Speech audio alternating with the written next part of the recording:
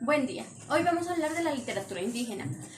Hablando de las poblaciones indígenas, son poblaciones vulnerables, lo que significa que tienen que luchar por sus derechos y por que su cultura sea reconocida.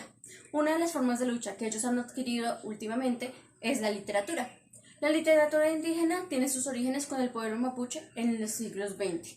Luego, en 1939, ya da un boom con el cancionero araucano, que es llevado a cabo por unos pueblos que se reúnen en los llanos orientales, como lo son de los pueblos guajivos. También en los años 50 en Colombia se reconoce por primera vez la literatura indígena.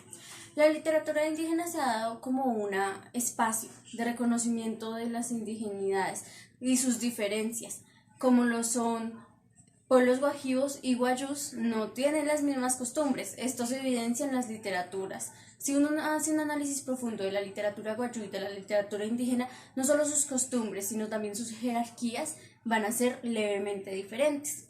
También se hace como un espacio de diálogo, un reconocimiento a los poderes políticos y nacionales para que les den los derechos que no les han brindado anteriormente, un reclamo a la globalización porque no estamos cuidando el medio ambiente, no estamos respetando su cultura y no estamos respetando la naturaleza. Este es un reclamo que los indígenas nos hacen a nosotros a través de la literatura, así sea canciones escritas por ellos o literatura que ha sido oral y luego se pasó a escrito.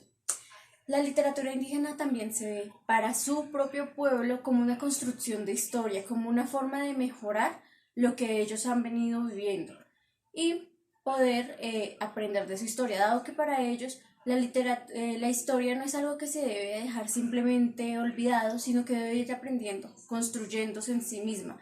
Por eso es una forma de no solo construir historia y no solo alimentarnos a nosotros culturalmente con su literatura, sino de construir a su propio pueblo y hacerlo más grande y rico culturalmente. También la historia abre su propio espacio y cultura. Antes no era muy mencionada la literatura indígena y muchos pueblos indígenas también fueron olvidados. Hay cada vez más noticias en las que los indígenas han migrado porque la violencia, el conflicto armado en Colombia, y vemos cómo están en Bogotá los pocos pueblos indígenas que han podido migrar y que no han sido asesinados. Esto se da mucho porque diferentes razones, no solo por la violencia armada en Colombia, sino por el gobierno que no les brinda una mayor seguridad. También ellos están tomando la literatura como un grito desesperado al Estado-Nación para que les brinde los derechos tales como la vida, la cual a muchos líderes indígenas no se les respeta. Hablando de literatura indígena, ahora vamos a hacer una actividad. Vamos a buscar, quiero que pauses el video y busquen en este momento literatura indígena contemporánea y ver cuáles son los libros que salen. Bueno, ¿ya lo hiciste? Entonces, ahora a continuación quiero que leas el texto detalladamente. No importa si tienes que pausar el video un día, 2 días, para que puedas leer realmente el texto que está ahí. Y vas a marcar lo que para ti es más importante, lo que habla de la cultura de estos indígenas y que más te llama la atención.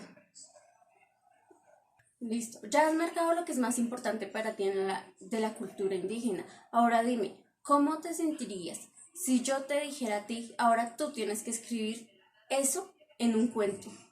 Las costumbres que has leído, las formas de comida, de expresión, bailes, todos estos ritos que ellos tienen y que tú has podido ver, vas a usarlos para desarrollar un cuento. ¿Ya está tu cuento hecho? ¿Se parece a los escritos que ellos han hecho? Sé que para ti estarás preguntándote, bueno, ¿y por qué hice un cuento? Simple.